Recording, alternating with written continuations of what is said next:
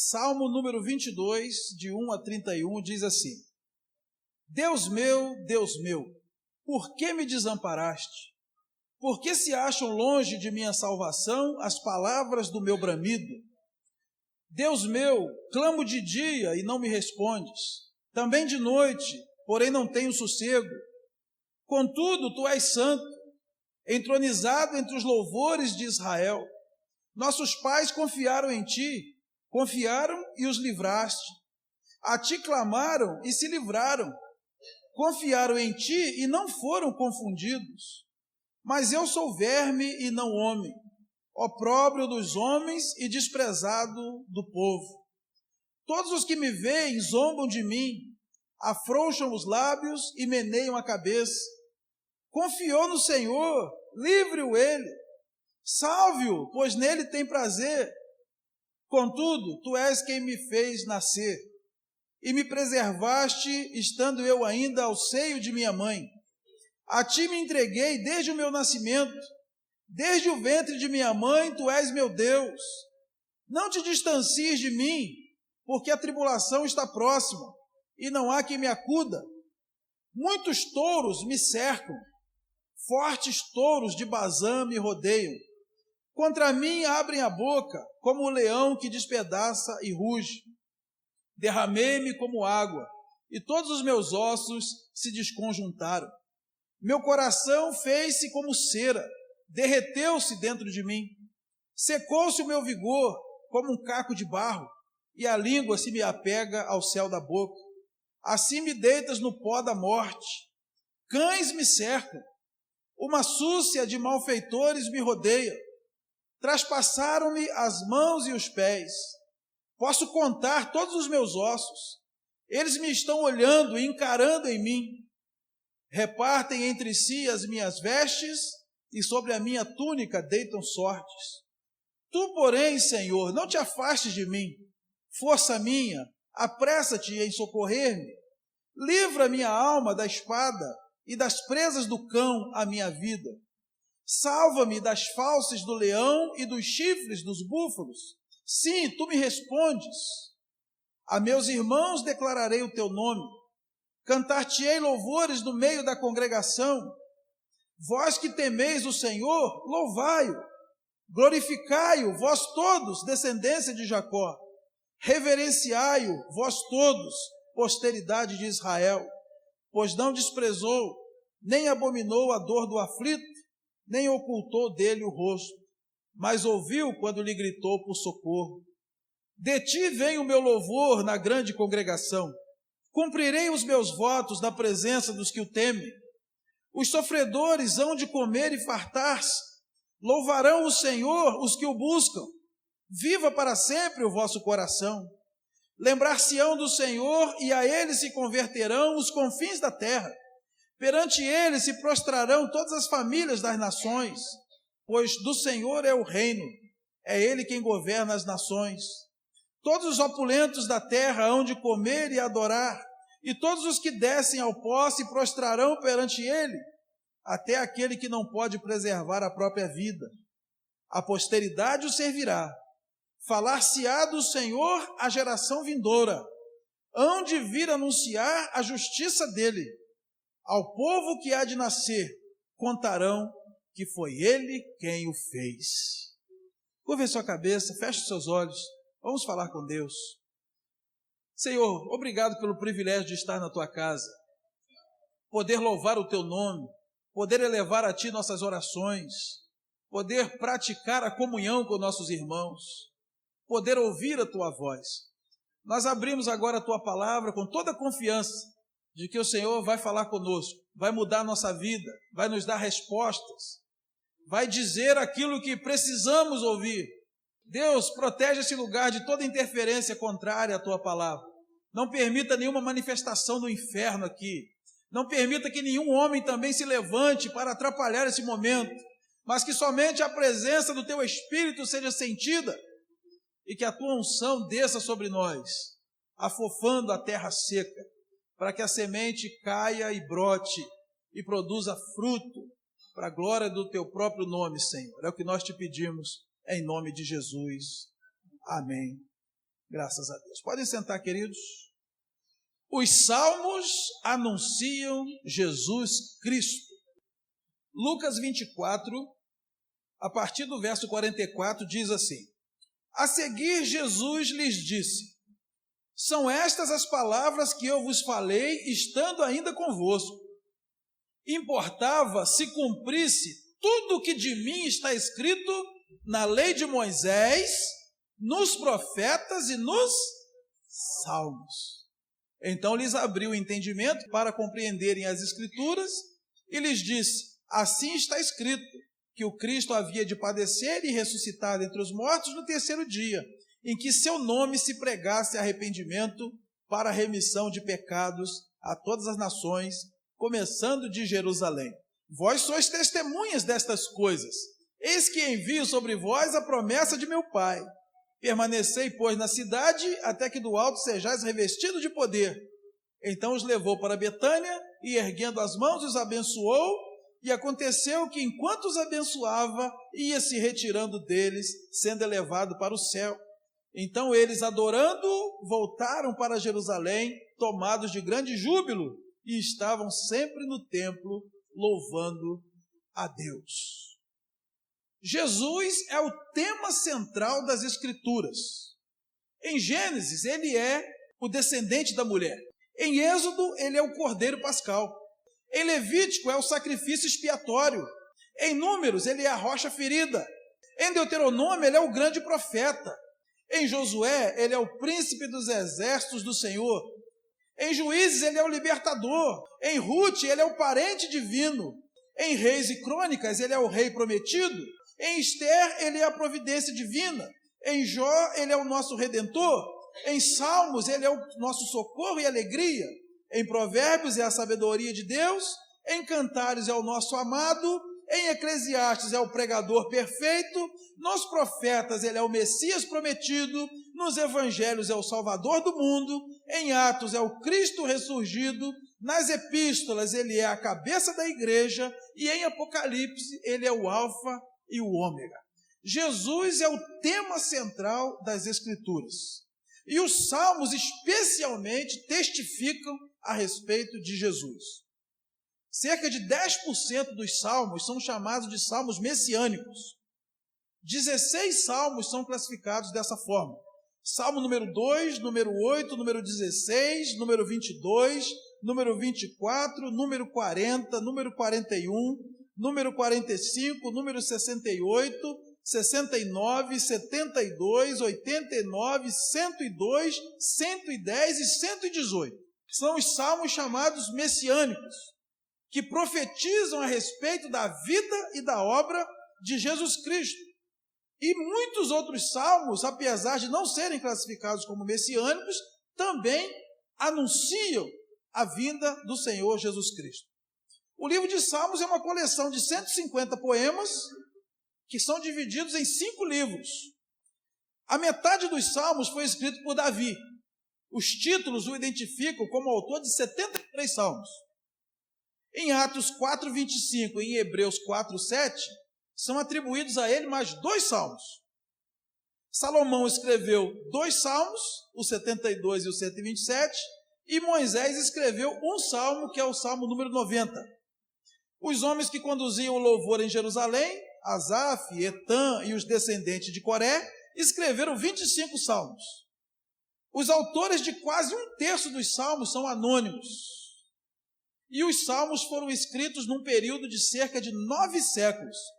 Moisés, o mais antigo, foi escrito cerca de 15 séculos antes de Cristo, e alguns salmos foram escritos depois da volta do cativeiro, o Salmo 147, por exemplo, e isso aconteceu por volta de 6 séculos antes de Cristo. Então nós vamos compartilhar nessa noite sobre como os salmos anunciam a Jesus Cristo, o nosso Senhor e o Salvador. E eu quero convidar você a deixar sua Bíblia aberta no livro de Salmos e nós vamos caminhar por essa coletânea de louvores, vendo o que os escritores nos dizem a respeito de Cristo. O primeiro salmo é o número 2. O que o salmo número 2, que é um salmo messiânico, fala de Jesus? Primeiro, no verso 7, fala que Jesus é o Filho eterno de Deus. Diz assim: proclamarei o decreto do Senhor, ele me disse, tu és meu filho, eu hoje te gerei.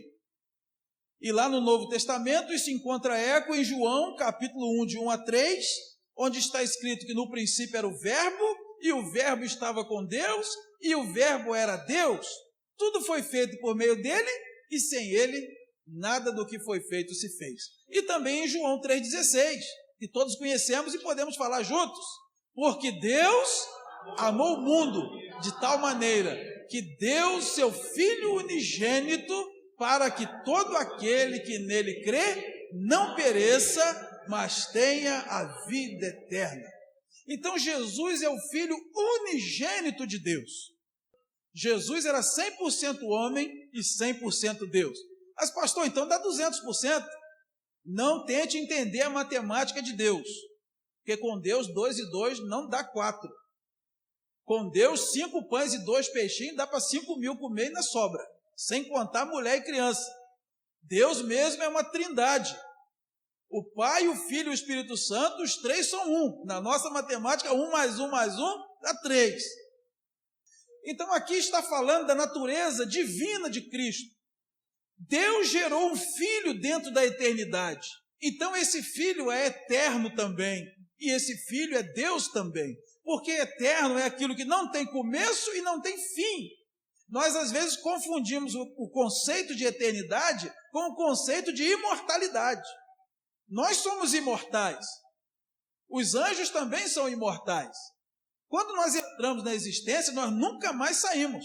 Nós vamos viver para sempre em algum lugar. Seja perto de Deus, seja longe de Deus. Mas nós tivemos começo. Os anjos também tiveram começo. Todas as coisas tiveram começo. Só Deus não teve começo. Deus, ele é. E o Pai que é, gerou um Filho na eternidade, e esse Filho também é, porque dentro da eternidade não tem começo, não tem fim. E a Bíblia diz que o Pai e o Filho conjuntamente expiraram o Espírito Santo dentro da eternidade. Então o Espírito Santo também é. Jesus é o Filho unigênito de Deus, é o único gerado. E Jesus, como homem, a Bíblia diz que ele é o primogênito de Deus. Romanos 8, 29 diz que Deus deseja que ele seja o primogênito entre muitos irmãos. Jesus é a primícia de toda a criação. E nós fomos criados para ser iguais a Jesus Cristo, sendo ele o nosso irmão mais velho. Então o Salmo testifica a filiação de Jesus a Deus, a divindade de Jesus. Aqui no Salmo 2 também, no verso 8, está escrito assim: pede-me e eu te darei as nações por herança e as extremidades da terra por tua possessão. Esse texto fala do reinado de Cristo sobre as nações aqui na terra. Toda igreja que acredita na escatologia pré-milenista, ou seja, que a igreja será arrebatada antes da grande tribulação, ela vai ter no seu esboço escatológico o arrebatamento, depois 7 anos de tribulação, e depois Jesus volta com a igreja e estabelece na terra um reino de 1000 anos. Isso está em Apocalipse, capítulo 20, versículo 6. E durante esses 1000 anos, Jesus reinará sobre a terra, e nós, que seremos arrebatados naquele último dia, voltaremos com ele e reinaremos com Cristo os 1000 anos. Então o Salmo número 2 também atesta de que Jesus reinará sobre as nações. Na primeira vinda, ele diz com todas as letras: o meu reino não é deste mundo. E ele não veio estabelecer qualquer reino aqui. Ele veio como servo sofredor, deu a sua vida em resgate de muitos, inclusive nós, e cumprindo a sua obra aqui, foi elevado ao céu, mas um dia ele voltará e estabelecerá aqui na terra um reino de justiça que durará 1000 anos.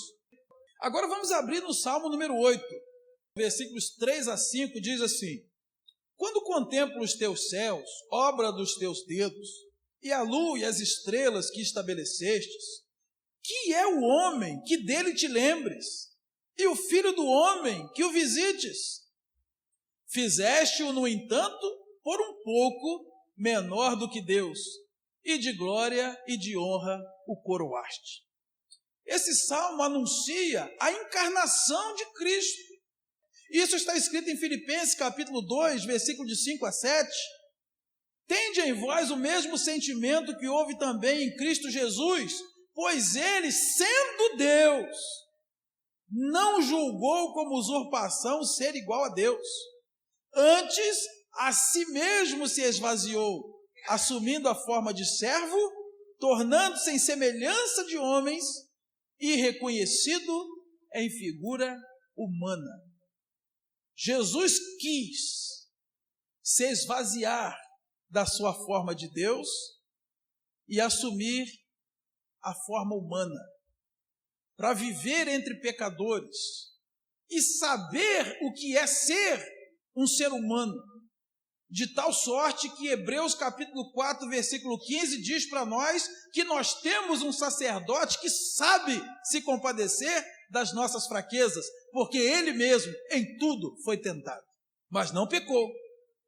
Mas ele sabe das tentações, sabe como é difícil, sabe das nossas lutas, sabe o que é andar na carne, e ele intercede por nós, como nosso advogado, à direita do Pai. Salmo 16, versículo 10, diz o seguinte: pois não deixarás a minha alma na morte, nem permitirás que o teu santo veja corrupção. Aqui o Salmo anuncia a ressurreição de Cristo. Todos nós sabemos que Jesus, homem, foi pregado numa cruz e morreu, e foi sepultado, e desceu ao Hades, esteve 3 dias no coração da terra. Mas ao terceiro dia, Deus o ressuscitou dentre os mortos, porque a Bíblia diz que não era possível a morte detê-lo. Ou seja, a vida que ele viveu não permitia que Deus o deixasse na morte, porque ele nunca pecou. Ele foi entregue como um sacrifício por nós, sim, pecadores. E isso nós podemos ler em Mateus capítulo 28, versículos de 1 a 6. No findar do sábado, ao entrar o primeiro dia da semana, Maria Madalena e a outra Maria foram ver o sepulcro. E eis que houve um grande terremoto, porque um anjo do Senhor desceu do céu, chegou-se, removeu a pedra e assentou-se sobre ela. O seu aspecto era como de um relâmpago e a sua veste alva como a neve. E os guardas tremeram, espavoridos, e ficaram como se estivessem mortos. Mas o anjo, dirigindo-se às mulheres, disse: não temais, porque sei que buscais Jesus que foi crucificado. Ele não está aqui, ressuscitou como tinha dito. Vinde ver onde ele jazia. Então os salmos anunciam a ressurreição de Cristo. Agora nós vamos ler o Salmo 22. Primeiro no verso 1. Deus meu, por que me desamparaste? Essa é, ipsis literis, uma das 7 palavras da cruz. Quando Jesus estava sendo crucificado e o peso do nosso pecado caiu sobre ele, ele gritou: Eloi, Eloi, lama sabachthani. E Marcos 15:34 vai dizer lá essa expressão: Deus meu, por que me desamparaste? Porque naquele momento em que ele se fez pecador, e Gálatas vai dizer para nós: maldito aquele que for pendurado no madeiro, Deus vira as costas para ele, porque o Deus Santo não pode ter comunhão com o pecador. E Jesus naquele momento se fez pecador, e o mais pecador de todos, porque ele carregava sobre si todos os pecados da humanidade, desde Adão até o último ser humano que vai viver nesse planeta. Os seus pecados, toda a sua história de vida estava ali sobre Jesus. E a dor da separação foi tão grande que ele exclama: Deus meu, por que me desamparaste? E Jesus morre como um pecador para a nossa justificação. O Salmo 22 também, no versículo 7, diz assim: todos os que me veem zombam de mim, afrouxam os lábios e meneiam a cabeça. Aqui no Salmo 22, 7, é anunciado que as pessoas zombariam de Cristo. Lá em Mateus 27, de 27 a 29, olhem só o que está escrito. Logo a seguir, os soldados do governador, levando Jesus para o pretório, reuniram em torno dele toda a corte. Despojando-o das vestes, cobriram-no com um manto escarlate. Tecendo uma coroa de espinhos, puseram-lhe na cabeça e na mão direita um caniço. E ajoelhando-se diante dele, o escarneciam, dizendo: Salve, Rei dos Reis. Eles não se contentaram em apenas matar a Cristo. Eles zombaram dele. Ah, você é o Rei dos Reis? Toma aí uma coroa. E enfiaram na cabeça dele uma coroa de espinho. E diz que bateram com um pedaço de pau para fixar aquela coroa de espinho no seu couro cabeludo. Deram um caniço, uma vara, um graveto de pau na mão dele. Toma o seu cetro real, Rei dos Judeus. O Salmo anunciava, séculos e séculos antes de Cristo, a zombaria que ele ia sofrer na cruz. O Salmo 22 também profetiza que ele estaria cercado por malfeitores. Olha o que está escrito aí no verso 16. Cães me cercam, uma súcia de malfeitores me rodeia. E nós vamos ler, lá em Lucas, por exemplo, no capítulo 23, de 32 a 33, que Jesus foi crucificado entre dois ladrões. Um malfeitor à sua direita e um malfeitor à sua esquerda. Sendo que por graça e misericórdia, um deles se converteu. O mesmo Salmo 22:16 vai dizer que os seus pés e as suas mãos seriam traspassados. E nós encontramos isso lá em João, capítulo 20, versículo 27, quando Jesus se apresenta aos discípulos que estavam trancados numa casa com medo dos judeus, e Tomé não havia acreditado na ressurreição. Jesus se apresenta e disse: vede as minhas mãos, vede o meu lado, sou eu mesmo que estou falando contigo. Os evangelhos não dizem explicitamente que Jesus teve as mãos e os pés furados. Mas você, comparando textos bíblicos, inclusive o Salmo 22, comparando com as cicatrizes de Jesus, que ele mesmo mostra a Tomé, e outras referências do Novo Testamento, nós podemos afirmar, sim, que ele foi pregado na cruz de mãos e pés. E ele mostra as marcas depois da sua ressurreição. Aqui no Salmo 22 também profetiza que eles lançariam sorte sobre as suas roupas, está aí no verso 18. Repartem entre si as minhas vestes e sobre a minha túnica deitam sortes. Em Marcos 15, 24, você vai ler lá, com todas as palavras, que os soldados lançaram sorte sobre a túnica do Senhor Jesus Cristo. E nos versos 29 e 30, aqui do Salmo 22, diz: todos os opulentos da terra hão de comer e adorar, e todos os que descem ao pó se prostrarão perante ele, até aquele que não pode preservar a própria vida. A posteridade o servirá, falar-se-á do Senhor a geração vindoura. Aqui o Salmo está anunciando que todo joelho se dobrará diante de Jesus e toda língua falará de Jesus. Isso também está lá em Filipenses, no capítulo 2, versículo 10. Onde diz que, porque Jesus se esvaziou da sua forma de Deus e assumiu a figura humana e foi obediente até a morte, e morte de cruz, Deus lhe deu o nome que está acima de todo nome, e ao nome de Jesus se dobrará todo o joelho, no céu, na terra e debaixo da terra, e toda língua confessará que Jesus Cristo é Senhor. E eis aqui vários pares de joelho e várias línguas cumprindo aquilo que está profetizado nas Santas Escrituras. Agora vamos para o Salmo 24. Salmo 24, versículo 7 a 10. Levantai, ó portas, as vossas cabeças, levantai-vos, ó portais eternos, para que entre o Rei da Glória. Quem é o Rei da Glória? O Senhor, forte e poderoso, o Senhor poderoso nas batalhas. Levantai, ó portas, as vossas cabeças, levantai-vos, ó portais eternos, para que entre o Rei da Glória. Quem é esse Rei da Glória? O Senhor dos Exércitos. Ele é o Rei da Glória. Aqui o Salmo está anunciando a vinda gloriosa do Senhor Jesus, a segunda vinda de Cristo. Na nossa escatologia, a segunda vinda de Cristo se dará em duas etapas.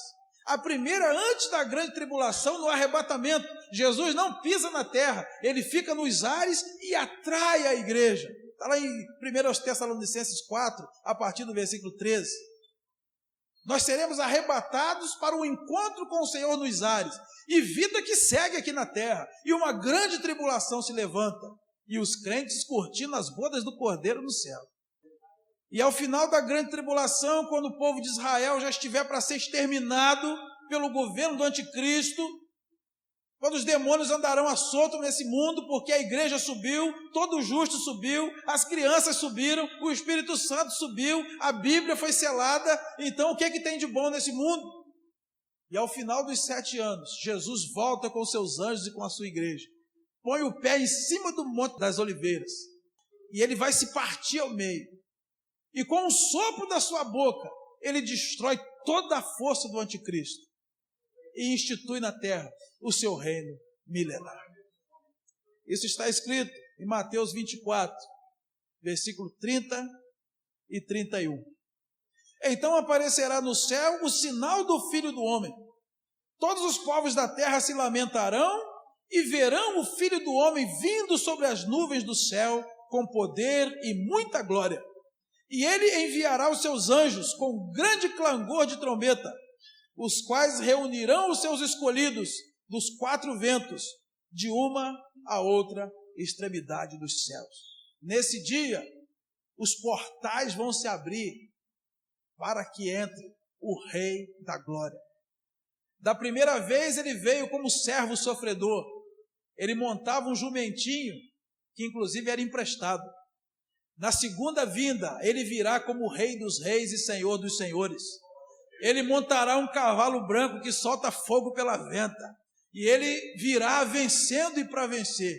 E ai daquele cujo joelho não tenha se dobrado a Deus, porque não haverá mais nenhuma centelha de esperança.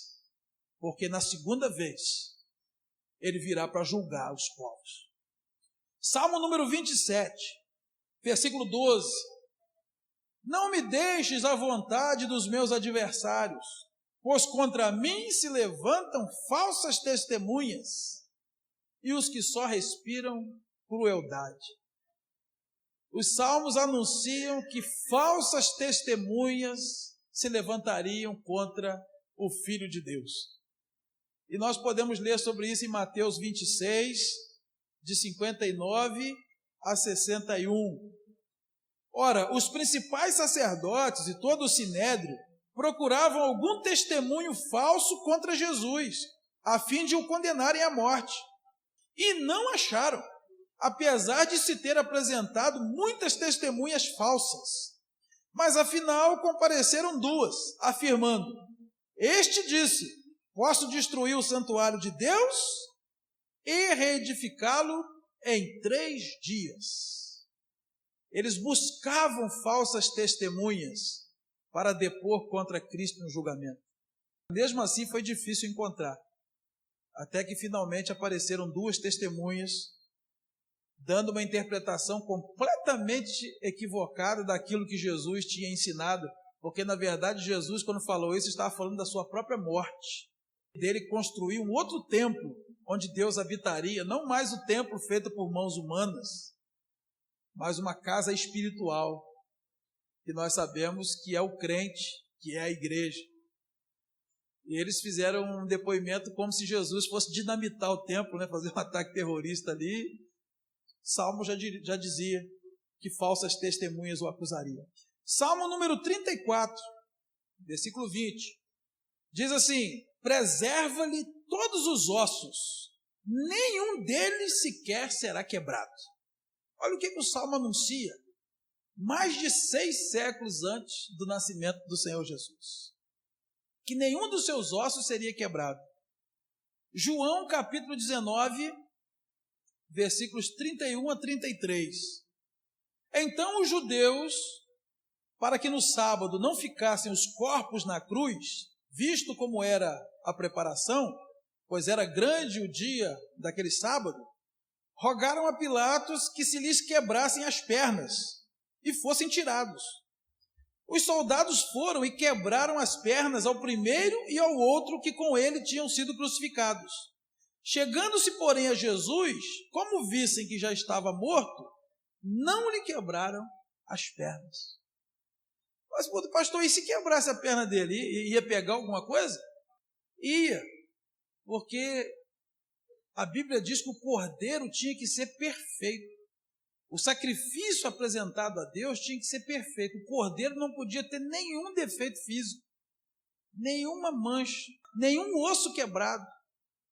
E Jesus, para ser o cordeiro perfeito em todos os aspectos, ele não poderia ter nenhum dos seus ossos quebrados.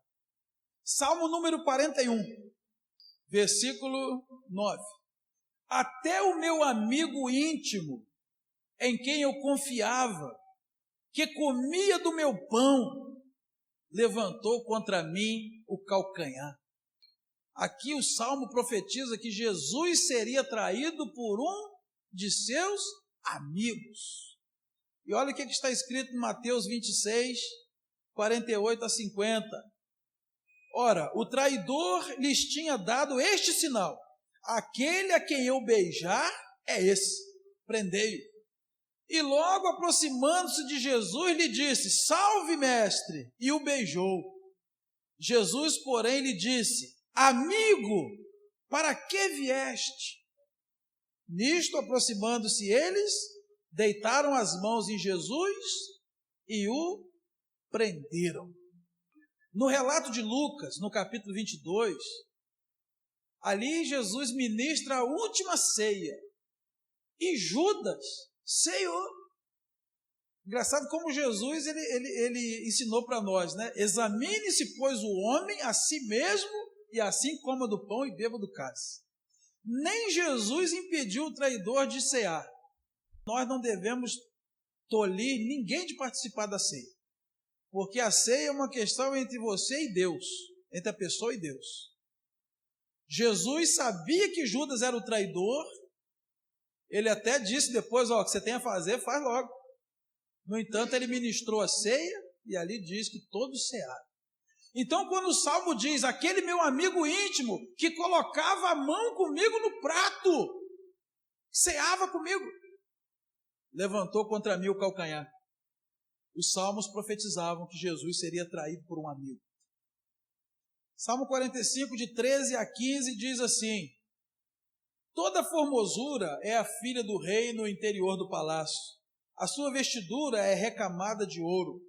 Em roupagens bordadas, conduzem-na perante o rei. As virgens, suas companheiras que a seguem, serão trazidas à tua presença. Serão dirigidas com alegria e regozijo. Entrarão no palácio do rei. Aqui o Salmo anuncia as bodas do Cordeiro. O dia em que o noivo vai se juntar com a sua noiva. O casamento de Jesus com a igreja nos ares.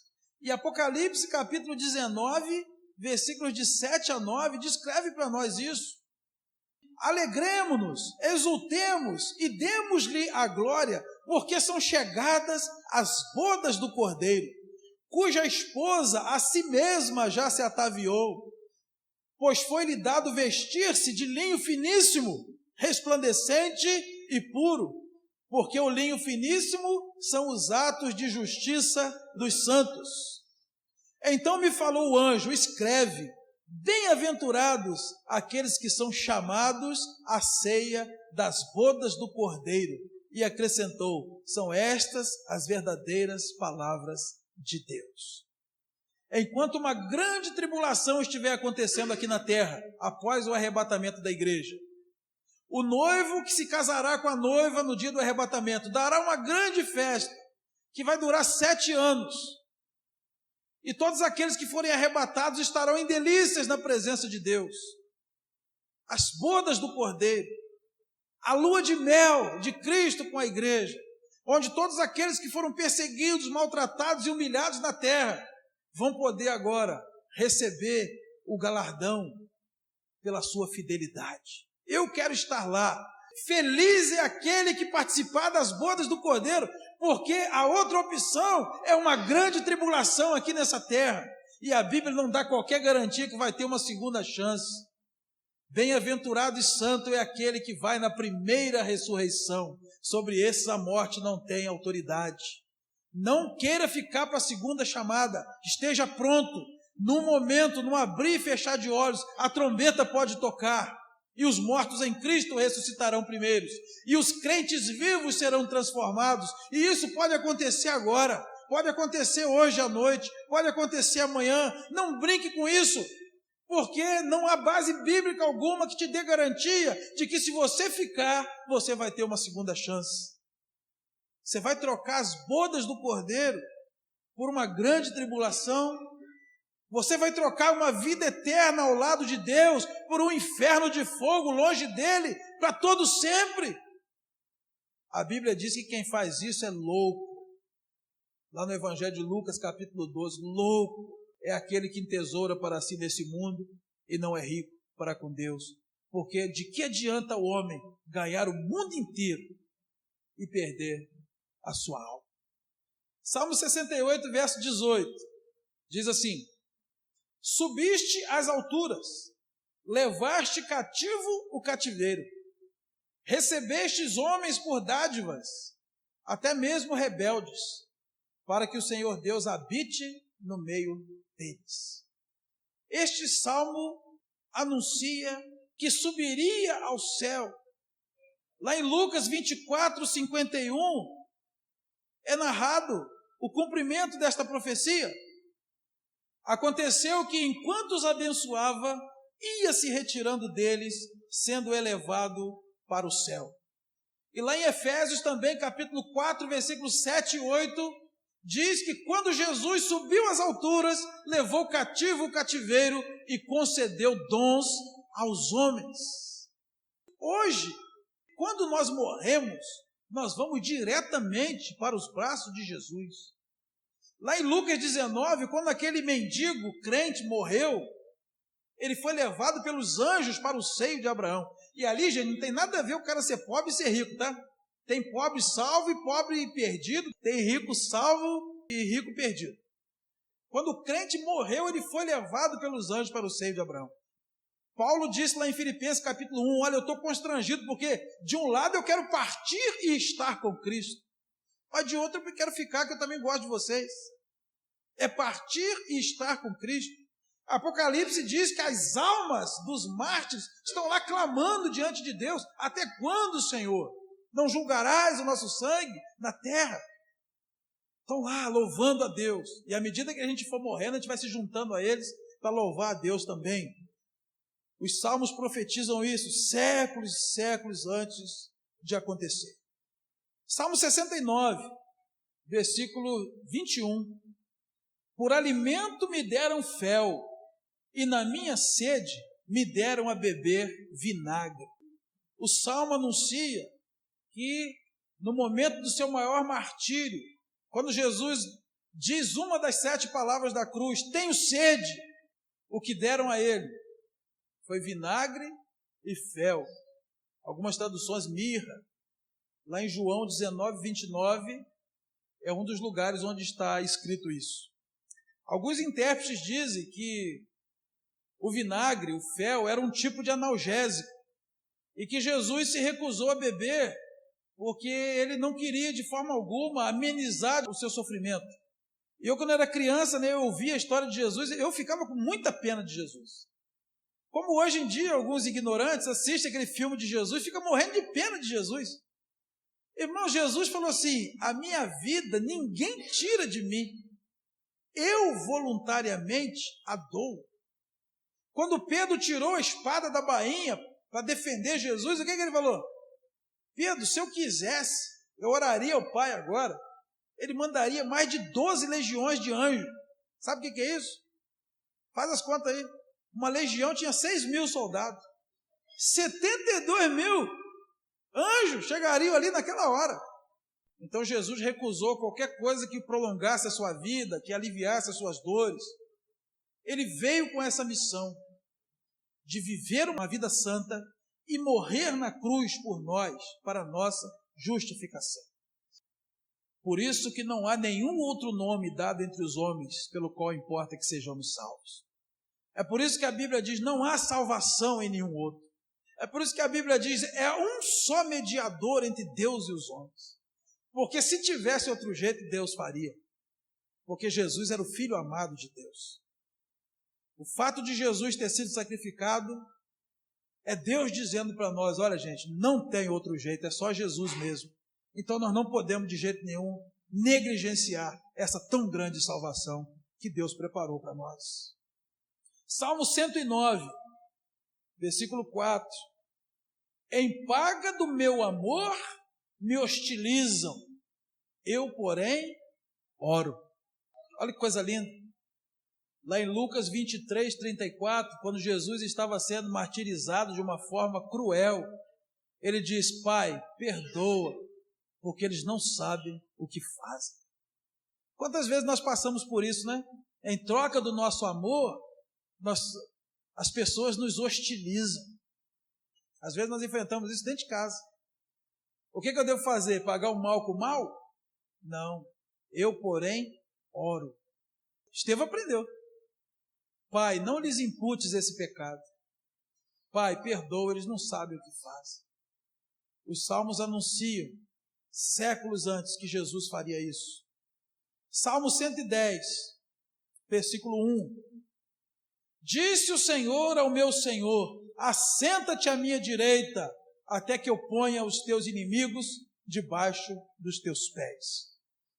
Aqui o Salmo anuncia que Jesus subiria ao céu e seria entronizado à destra do Pai, conforme Hebreus, no capítulo 10, versículo 12, descreve para nós. Jesus, porém, tendo oferecido para sempre um único sacrifício pelos pecados, assentou-se à destra de Deus.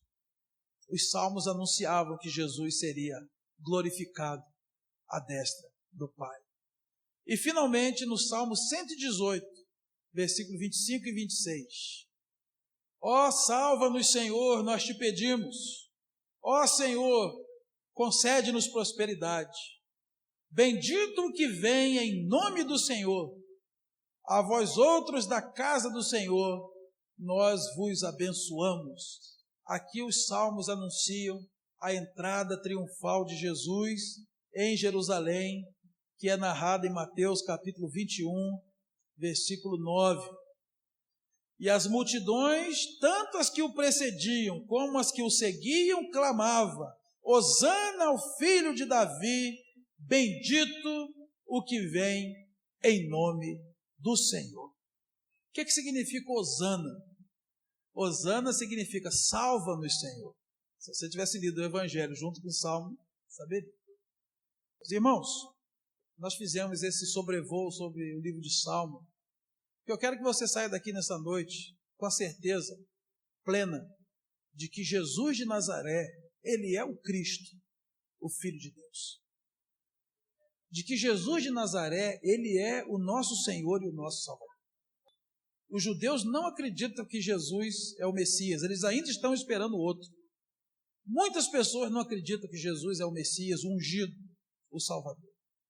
Talvez a gente leia o Novo Testamento, fica parecendo que Jesus ficava com a Torá na mão e vendo assim, olha, aqui está escrito que eu tenho que ir para o Egito. Gente, vamos embora para o Egito, que está escrito aqui. Ficava parecendo que ele ia lendo as profecias e ticando, né? Tudo que tinha que acontecer, e indo lá e fazendo igual. É exatamente o inverso.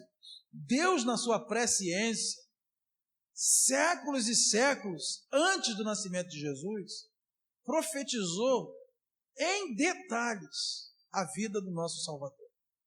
Então as profecias, irmãos, não dependiam absolutamente de Jesus para se cumprir. Como é que Jesus ia poder dizer onde que ele ia nascer? Como é que Jesus ia dizer, meu osso não vai quebrar não, meu não pode quebrar. Como que ele ia fazer isso?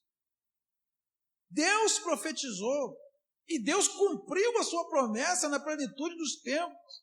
Jesus de Nazaré, o filho de Maria e de José, é o Cristo, o Filho de Deus, gerado pelo Espírito Santo, que nasceu, viveu e morreu para ser o nosso Salvador. A lei de Moisés fala dele, os profetas falam dele e os salmos falam dele.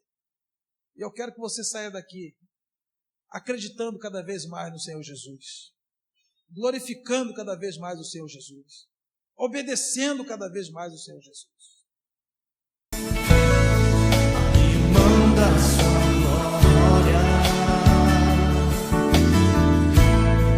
e semelhante a um homem se esvaziou, servo tornou e a si mesmo se humilhou como filho, e como filho obedeceu até a morte, e morte de cruz. Mas o grande Deus é o nosso Pai, o exaltou e lhe deu um nome que é sobre todo nome no céu e na terra e debaixo da terra. Ao nome de Jesus todo joelho se dobrará e toda língua confessará que Ele é o Senhor. Esse é o nome Jesus, nome sobre todo nome, nome sobre todo nome.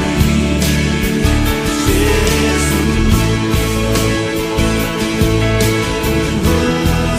nome sobre todo nome, nome sobre todo nome. Jesus, Jesus.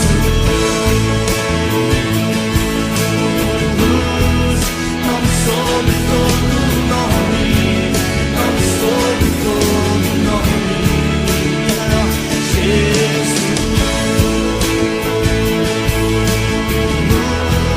nome sobre todo nome, nome sobre todo nome.